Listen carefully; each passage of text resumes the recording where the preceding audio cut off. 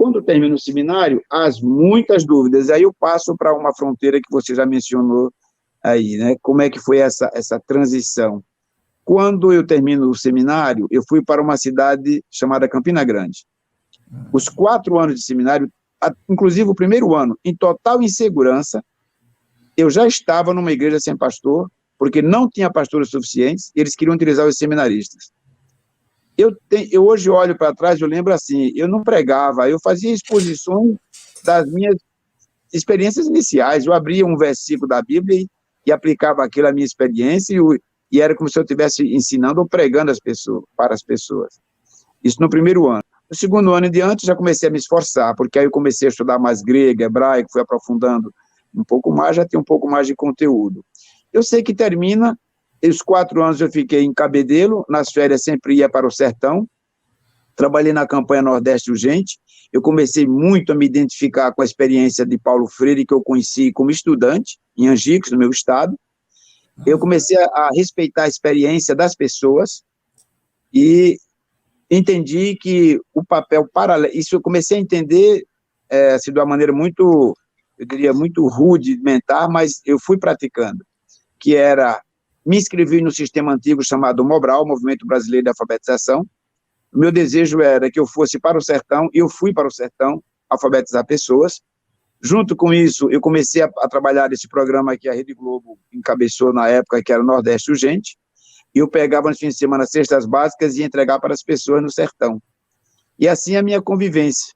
Eu chego entre Campina Grande, Cabedelo e o sertão, o meu trabalho foi sempre envolvendo jovens e pessoas com reconhecidas carências sociais. Essa minha caminhada foi me incomodando com a teologia que eu aprendia, que era uma teologia de púlpito. Era uma teologia muito, diria assim, se não fosse protestante, eu diria bastante escolástica, né?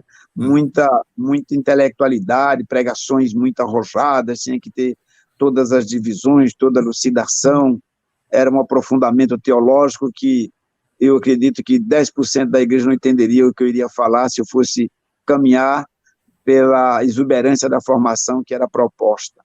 Era um seminário fundamentalista? Eu não sei, eu não te diria que era, porque eu tinha muita liberdade de pensar, né? Eu diria que os caminhos levariam a isso, porque no dia que eu me choquei com esse peso, que eu diria que já tendia para o fundamentalismo, eu fui ao meu diretor, né, o reitor, e coloquei para ele as minhas angústias. Ele atendia muita gente, era um pastor, um grande pastor, né, está vivo, Reverendo Francisco. Ele disse assim a mim, quando eu disse para ele, professor, eu estou para desistir da igreja, não era do seminário.